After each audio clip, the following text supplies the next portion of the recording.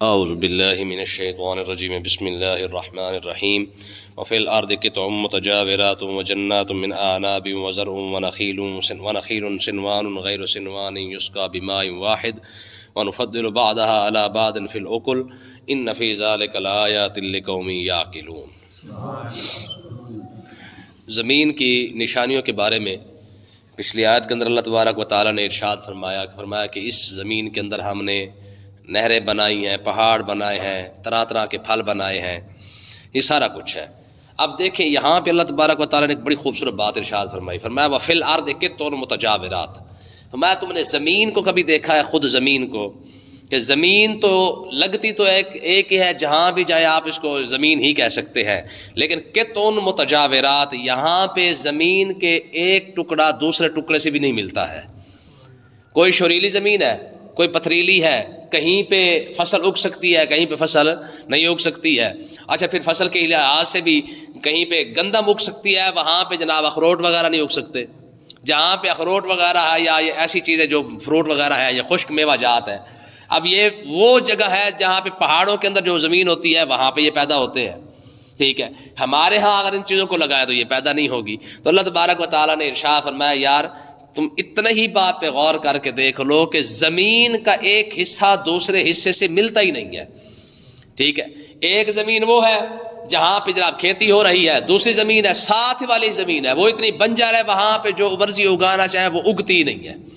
اب دیکھیں ریگستان میں چلے جائے تو آپ کو ساری ریت ہی ریت نظر آئے گی، تھوڑا سا ادھر آ جائے تو وہاں پہ مٹی ملے گی، ریت نہیں ملے گی، ٹھیک ہے نا۔ تو کہنے کا مقصد یہ ہے پھر آپ نیچے کھدائی کرنا شروع کریں گے تو زمین کے اندر جتنا جاتے جائیں گے پہلے مٹی آتی جائے گی، پھر اس کے بعد ریت آنا شروع ہو جائے گی۔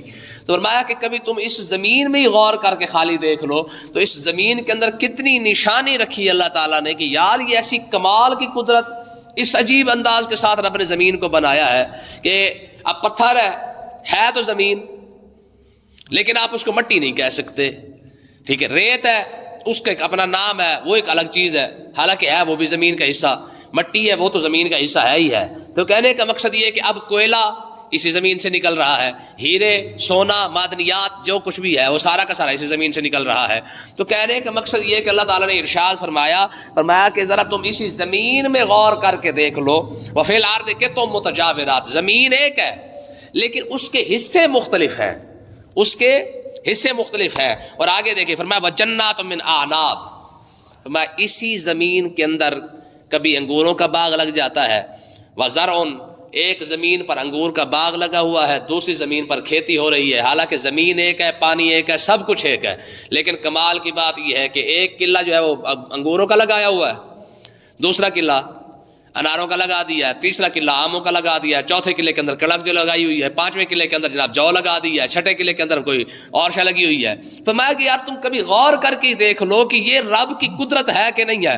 اور آگے آ رہا ہے فرمایا ونخیل صنوان غیر صنوان۔ اب دیکھیں فرمایا تم نے کبھی کھجور کا درخت دیکھا ہے؟ ونخیل صنوان، بعض اوقات ہوتا کیا ہے کہ کھجور ایک ہی ہوتی ہے لیکن اس کے درخت 4-5 نکل آتے ہیں، دیکھا کبھی نہیں دیکھا؟ ٹھیک ہے نا جی، تنے کئی نکل آتے ہیں، 4-4 5-5 کھجوریں جناب اپنا جناب وہ ایک منڈ نکال کے کھڑی ہوتی ہے اور سب پر کھجور لگ رہی ہوتی ہے۔ اور آگے بغیر سنوان، میں کہیں پہ آپ دیکھیں گے کہ کھجور ایک ہی ہوگی، درخت بھی ایک ہی ہوگا۔ میں اسی بات پہ غور کر کے دیکھ لو کہ یار یہ کیسی عجیب رب کی قدرت ہے، کیونکہ یہ چیزیں ہمارے سامنے ہے نا، کبھی ہماری توجہ نہیں جاتی ان کی طرف، لیکن اگر غور کر کے دیکھو نا، فرمایا کہ رب اس رب نے کس کمال کے ساتھ یار یہ چیزوں کو بنایا ہے کہ ایک کھجور کے ساتھ کئی جناب والا درخت نکلے ہوئے ہیں، اور کہیں پہ ایک ہی کھجور کا ایک ہی درخت لگا ہوا ہے۔ کھجور تو ایک ہی تھی لیکن اس کے درخت مختلف بن چکے ہیں۔ اچھا ایک کھجور کا ذائقہ الگ ہے، دوسرے کھجور کا ذائقہ الگ ہے دونوں میٹھے لیکن ذائقہ الگ الگ ہے۔ تو پھر اللہ تبارک و تعالی نے اب کمال کی بات ارشاد فرمایا یسقى بماء واحد، فرمایا سب کو پانی ایک ہی لگتا ہے، سب کو پانی ایک ہی لگتا ہے۔ ایسا تو نہیں ہو رہا کہ کیونکہ آموں کا باغ ہے تو اس کو میٹھا پانی دیا جائے گا تاکہ آم میٹھا ہو جائے، اور کھجور کا باغ ہے تو اسے کوئی اور پانی دیا جاتا ہے کھجور میٹھی ہو جائے، ٹھیک ہے، یا مالٹے کا باغ ہے اس کے لیے اور پانی ہو نہ۔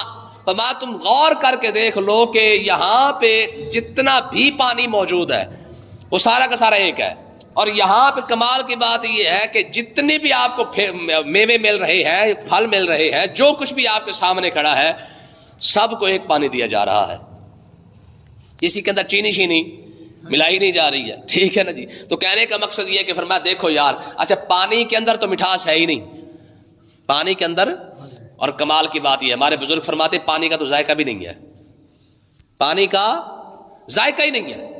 کبھی غور کر کے دیکھ لیں، پانی کا ذائقہ ہی کوئی نہیں ہے. ہاں پانی کے اندر جب کوئی شے ملے گی تب جا کے اس کا ذائقہ اس جیسا ہو جائے تو اور بات ہے، لیکن بذات خود پانی کا ذائقہ کوئی نہیں ہے. یہی وجہ ہے ہمارے بزرگ فرماتے ہیں کہ آپ فقہ کی کتابیں پڑھ کے دیکھیں تو آپ حیران رہ جائیں گے. یہی وجہ کہ انسان کبھی بھی پانی پیتے پیتے بور نہیں ہوتا، ساری زندگی اس کی گزر جاتی ہے. ہاں حالانکہ آپ کوئی بھی شے ذائقے والی ہو نا، آپ ایک چیز کھانا شروع کر دیں کتنی دیر کھا لیں گے؟ مہینہ، 2 مہینے، سال، 2 سال، بس آخر تو ختم ہی ہو جائے گا. اور میٹھا تو ویسے بھی ایک لمٹ ہے، تو اس کی 2-4 دن کھانے کے بعد ویسے بندہ جو ہے وہ بور ہو جاتا ہے اس سے. لیکن ساری زندگی گزر جاتی ہے. ایک تو انسان کی ضرورت ہے پانی کی، اور دوسری بات یہ ہے کہ یہ یاد رکھے پانی کا رب نے ذائقہ ہی نہیں بنایا. روٹی کھا رہے تو اوپر پانی، چاول کھا رہے ہیں اوپر پانی، کھانا کھا رہے ہیں اوپر پانی، بھوک لگی ہے اوپر پانی، روزہ رکھا ہے پانی، افطاری کی ہے پانی، سحری کی ہے پھر پانی. ٹھیک ہے جی، ہر موقع پہ آپ کو پانی جو ہے وہ کام آ رہا ہے. اور بندہ پانی پینے سے تھکتا بھی اس لیے نہیں ہے، کیونکہ رب نے اس کے اندر ذائقہ ہی کوئی نہیں رکھا ہے. کیونکہ رب کو پتہ ہے کہ ساری زندگی ان کے کام آنے والی شے ہے، اور ذائقے سے انسان جو ہے بور ہو جاتا ہے. تو اللہ تعالیٰ نے ارشاد فرمایا کہ اگر غور کر کے دیکھو نا کائنات کے اندر، اس زمین کے اندر، تو تمہیں ہر ایک شے نظر آئے گی. کڑواہٹ والا کچھ پھل ہے، پانی اس کا بھی ایک ہے. میٹھا پھل ہے، پانی اس کا بھی وہی ہے. لیکن اس ذائقے کو اللہ تبارک و تعالیٰ نے کیسے بیان فرمایا؟ فرمایا یسقا بماء واحد، فرمایا پانی سب کا ایک ہی ہے. ایک پھل کے اندر کڑواہٹ پیدا ہو رہی ہے، ایک کو کھٹا بنایا جا رہا ہے، دوسرے کو میٹھا بنایا جا رہا ہے، دوسرے کو تیسرے کو اور حساب سے بنایا جا رہا ہے. فرمایا کبھی غور کر کے دیکھو نا یار ان چیزوں میں، تمہیں رب نظر آ ہی جائے گا، تمہیں رب نظر آ ہی جائے گا. اور آگے دیکھیں فرمایا وَنُفَضِّلُ بَعْضَهَا عَلَىٰ بَعْضٍ فِي الْعُقُلِ، فرمایا جب تم کھانے لگتے ہو نا ان پھلوں کو، فرمایا جب کھانے لگتے ہو تو کھانے کے بعد ہوتا کیا ہے؟ فرمایا تمہیں ہر پھل دوسرے پھل سے مختلف نظر آتا ہے. آم کھایا ذائقہ اور تھا، انار کھایا ذائقہ اور تھا، ٹھیک ہے جی. اسی طریقے سے فرمایا کیلا کھایا ذائقہ اور ہو گیا. فرمایا بتاؤ نا یہ سارا کچھ پیدا کس نے کیا ہے اور اس ترتیب کے ساتھ کیا ہے؟ کسی کا ذائقہ دوسرے کے ذائقے کے ساتھ ملتا ہے ہی نہیں، سوال ہی پیدا نہیں ہوتا. اچھا پھر کمال دیکھیں، میں نے کل بھی آپ کو یہ مثال دی ہے کہ آم آپ جتنے بھی کہیں گے ہوں گے سارے آم، لیکن ہر آم کا ذائقہ دوسرے آم سے مختلف ہے، الگ ہے. تو اللہ تبارک و تعالیٰ نے ارشاد فرمایا ان فی ذالک لآیات لقوم یعقلون. فرمایا محبوب یہ جو آپ سے پوچھتے ہیں نا کہ جناب یہ سارا کچھ ہے وہ کیسے ہے، تو اللہ تعالیٰ نے ارشاد فرمایا یہ ہم نے عقل مند قوم کے لیے ساری نشانیاں بیان فرمائی ہیں. ٹھیک ہے جی، ہاں یہ ساری نشانیاں عقل مند لوگوں کے لیے ہے. اگر پھر بھی کسی کو عقل نہیں تو پھر اس کا علاج آپ پہ ہو جائے گا. تو آگے دیکھیں اللہ تعالیٰ نے ارشاد فرمایا اچھا یہ سارا کچھ بیان کرنے کا مقصد یہاں پہ بیان کیا جا رہا ہے. اب اگلی آیت میں اس سب کچھ وہ بیان، یعنی آسمان کی نشانیاں، زمین کی نشانیاں، یہ سارا کچھ جو رب نے بیان کیا ہے کیوں بیان کیا؟ تو اللہ تعالیٰ نے ارشاد فرمایا اس آیت کے اندر فرمایا وَإِن تَعْجَبْ، فرمایا محبوب اب بھی نے آپ کے سچے ہونے میں کوئی تعجب ہے؟ آپ کو صدیق کہتے ہیں، آپ کو امین کہتے ہیں، آپ کو سارا کچھ کہتے ہیں. اگر انہیں تعجب ہے نا، انہیں تکلیف ہے آپ کو سچے ہونے میں، فعجب قولہم، ان کی تعجب والی بات اس سے بھی زیادہ حیران کن ہے. وہ کون سی بات ہے؟ میں جب انہوں نے کہا نا اذا کنا ترابا، کیا ہم مٹی ہو جائیں گے؟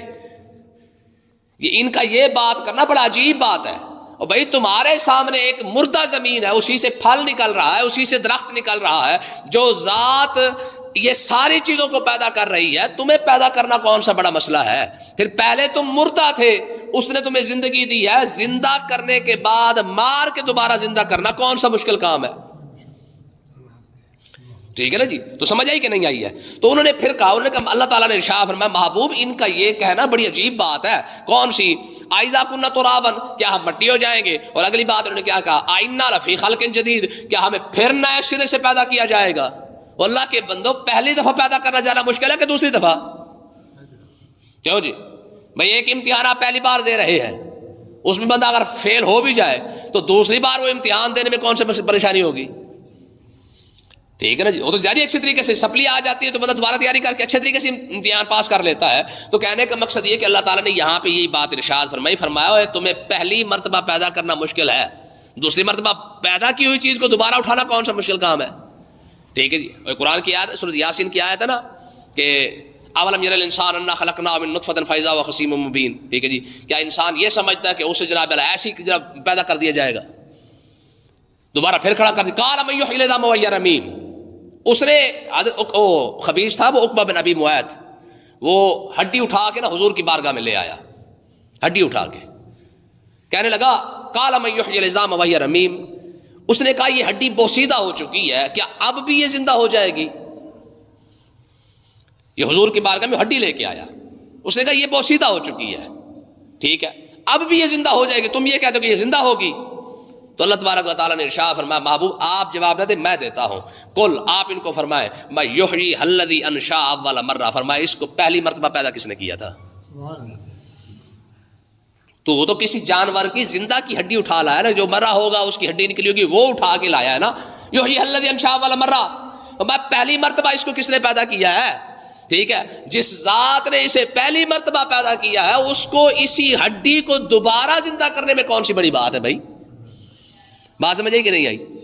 تو اس لیے اللہ تبارک و تعالیٰ نے کیا ارشاد فرمایا جن لوگوں نے یہ کہا نا کہ ہمارا پیدا ہونا بڑی عجیب بات ہے اور ہمارا مٹی میں مل کے دوبارہ پھر کھڑا ہونا بڑی عجیب بات ہے, فرمایا ان کی سزا کیا ہے؟ فرمایا اولئک الذین کفروا بربہم, فرمایا یہی وہ لوگ ہیں جنہوں نے اپنے رب کی آیتوں کا انکار کیا ہے, اپنے رب کی نشانیوں کا انکار کیا ہے. ایک بات یہ کی کہ انہوں نے اپنے رب کا انکار کیا. اچھا ان کی سزا کیا ہے؟ اگر رب کا انکار کوئی کر دے تو اس کی سزا کیا ہے؟ فرمایا وَأُولَٰئِكَ الْأَغْلَالُ فِي أَعْنَاقِهِمْ, فرمایا قیامت کے دن ان کی گردنوں کے اندر توق ڈال دیا جائے گا. قیامت کے دن ان کی گردنوں میں توق ڈالا جائے گا. یعنی ہر وہ بندہ جو سمجھتا نا خیر ہے کچھ نہیں ہوتا ہے, یہ اس کے لیے بہت بڑا سبق ہے. جن لوگوں نے رب کا انکار کیا نا, ٹھیک ہے جی, آج کئی لگے پھرتے ہیں. ٹھیک ہے, ہمارے ہاں بھی الحاد کی کمی نہیں ہے. آج تو پاکستان کی یونیورسٹیاں کالج یہ سارا کو یہی پڑھا رہے کہ کوئی خدا نہیں ہے, زمین خود بخود چل رہی ہے. ٹھیک ہے جی, ہم بندر سے ترقی کر کے, یہ بندر کی اولاد کو آج تک یہ سمجھ نہیں آئی کہ بندر سے ترقی ہوتی کیسے ہے. آپ کو پتا ہے آپ کی کالج یونیورسٹی میں یہ پڑھایا جاتا ہے کہ بندہ کیسے بنا ہے؟ وہ کہتے ہیں جی بندر سے ترقی کرتے بندہ بن گیا ہے. ٹھیک ہے جی, بھائی لوسی کے پتروں اگر بندر سے ترقی کرتے کرتے تم بندے بنے ہو تو پھر آج کے جدید دور میں کوئی بندہ کیوں نہیں بنتا؟ سوچنے والی بات ہے نا. پرانے دور کا بندر ترقی کر کے بندہ بن گیا ان کے خاندان کا, کیونکہ ہم تو باب آدم کی اولاد ہیں. ٹھیک ہے جی, وہ اپنی نسل کو جانتے ہوں گے شاید. ٹھیک ہے, لیکن یاد رکھیں تاریخ ہے اس بات کی, بلکہ تاریخ کو چھوڑے, یہ تو قرآن ہے. انسان بندر بنے ہیں عذاب کے طور پہ, انسان بندر فَقُلْنَا لَهُمْ كُونُوا قِرَادَةً خَاسِئِينَ, رب نے انسانوں کو بندر بنایا ہے عذاب کے طور پہ. یہ سمجھ میں آتا ہے وہ بھی عذاب کے طور پہ بنایا ہے, جنس نہیں بنائی. ٹھیک ہے, لیکن آج تک یہ اس بات کا کوئی ثبوت نہیں ہے کہ انسان بندر سے ترقی کرتا کرتا بندہ بن گیا ہو. ٹھیک ہے, ان سے پوچھ کے دیکھیں بھائی انسان جو ترقی کی ہے بندر سے بندہ بننا ہے, کوئی ثبوت کوئی تاریخ, پھر آج کے دور میں کوئی بندر ترقی کیوں نہیں کر رہا؟ ٹھیک ہے جی, سوال ہی پیدا نہیں ہوتا. تو اللہ تبارک و تعالیٰ نے ارشاد فرمایا جن لوگوں نے اپنے رب کا انکار کیا نا, فَأُولَٰئِكَ الْأَغْلَالُ فِي أَعْنَاقِهِمْ, رب کے انکار کی پہلی سزا قیامت کے دن یہ ہے کیا کہ ان کی گردنوں میں قیامت کے دن توق ڈال دیا جائے گا. یار یہ رب کا کرم نہیں ہے کہ ہم کم سے کم اللہ اور اللہ کے رسول کو تو مانتے ہیں. دیکھیں گناہ گار ہونا اور بات ہے یار, قیامت کے دن اگر گناہ گار بھی ہو تو کم سے کم یہ سزا نہیں ہے ہماری, یہ کافر کی سزا ہے. ٹھیک ہے جی, جن کی خوشامدیں کرتے کرتے ہمارے حکمران تھکتے نہیں ہیں. قیامت کے دن فرمایا اٹھتے ہی کیا کیا جائے گا؟ سب سے پہلے ان کی گردنوں میں توق ڈالا جائے گا. یہ صرف قیامت کی سزا ہے. اچھا اگلی سزا کیا ہے؟ فرمایا وَأُولَٰئِكَ أَصْحَابُ النَّارِ, یہ دوسری سزا. پہلی سزا کیا ہے کہ قیامت کے دن توق ڈالا جائے گا, اور دوسری سزا یہ ہے کہ وَأُولَٰئِكَ أَصْحَابُ النَّارِ, یہ جہنم کے اندر ان کو ڈالا جائے گا. اور جہنم میں کب تک رہیں گے؟ فرمایا هُمْ فِيهَا خَالِدُونَ, ہمیشہ ہمیشہ رہیں گے. نہ موت آئے گی, نہ جہنم ختم ہوگی, نہ اس کا کوئی مقرر کوئی سسٹم ہے کوئی جتنا وہ ختم ہوگا, چلتا ہی رہے گا ہمیشہ ہمیشہ. جس طرح جنتیوں کی نعمتیں دائمی ہے اس طرح جہنمیوں کا عذاب بھی دائمی ہے. ٹھیک ہے نا, یہ مسلمان کی خوش قسمتی ہے یار, کم سے کم جہنم میں چلا بھی گیا, ویسے تو اللہ کی پناہ ہے, لیکن اگر چلا بھی گیا ہے تو پھر بھی اس کی امید تو ہے نا، امید نہیں ہے بلکہ 100% امید ہے کہ اللہ تبارک و تعالیٰ کبھی نہ کبھی اس پر کرم فرما کے جنت عطا فرما دے گا. لیکن کافر کا تو 1% بھی چانس کوئی نہیں، 1% بھی چانس کوئی نہیں ہے. بلکہ حدیث پاک کے اندر آتا ہے کہ جب مسلمانوں کو وہاں سے جہنم سے نکالا جائے گا تو کافر بھی التجا کریں گے، دعا مانگیں گے کہ پروردگار ہمیں بھی خلاصی عطا فرما دے. ٹھیک ہے جی، کئی عرصے تک پہلے تو وہ بولتے رہیں گے، دعا مانگتے رہیں گے. ٹھیک ہے، سالوں بیت جائیں گے وہ دعا مانگتے رہیں گے کہ مالک ہمیں ہماری بھی بخشش فرما دے، ہمیں بھی معاف کر دے. فرمایا پہلے تو رب جواب نہیں دے گا. فرمایا جب وہ مانگ مانگ مانگ مانگ کے تھک جائیں گے نا تو پھر کیا کیا جائے گا؟ فرمایا ان کے منہ پر پھر جو ہے مہر لگا کے فرشتے ان کو اور نیچے پھینک دیں گے، پھر وہ دوبارہ کبھی دعا نہیں مانگ سکیں گے. یار مسلمان کی شان دیکھیں، جہنم میں جا کے مسلمان دعا مانگے گا کہ پروردگار اپنے حبیب کے صدقے معاف فرما دے، تو رب پھر بھی جہنم کے اندر ان کی دعا قبول فرما لے گا. بات سمجھ آئی کہ نہیں آئی ہے؟ جہنم میں جانے کے باوجود ان کی سفارش قبول ہو جائے گی.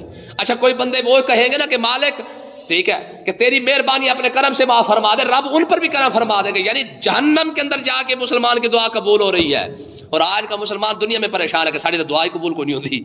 ٹھیک ہے، رب مسلمان کی دعا جہنم میں قبول کر رہا ہے، اور آج کا مسلمان دنیا میں مایوس ہے کہ نہیں جی ساری تو کوئی دعا ہی قبول کو نہیں ہوتی، اس نے مانگ مانگ کے تھک گیا، اسی تو جناب اللہ بڑی امیدیں رکھیا، رب نے ساری کوئی بھی نہ سنی. ٹھیک ہے، اللہ کے بندے یہ تیری شان ہی ہے، کلمہ پڑھنے کے بعد رب دنیا میں تیری دعا تو لازمی قبول فرماتا ہے. دیکھ صحیح، یہ مسلمان کا کمال نہیں ہے، مسلمان جہنم میں جا کے دعا مانگ رہا ہے، رب اس کی دعا جہنم کے اندر قبول فرما رہا ہے. اللہ پاک سمجھنے کی توفیق عطا فرمائے.